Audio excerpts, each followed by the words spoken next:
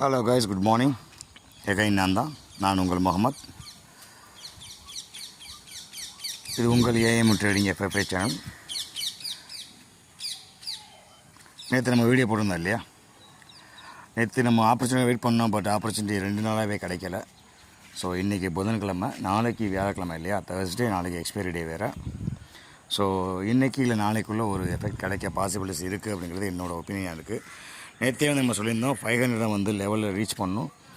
இந்த 650 கிராஸ் பண்ணிச்சோம்னா நேராக 550 ரீச் பண்ணணும். அதுக்கப்புறம் திருப்பி 650 உடச்சி 750க்கு மேலே போனால் மட்டும் நீங்கள் என்ட்ரி கொடுங்க கால் சைடு.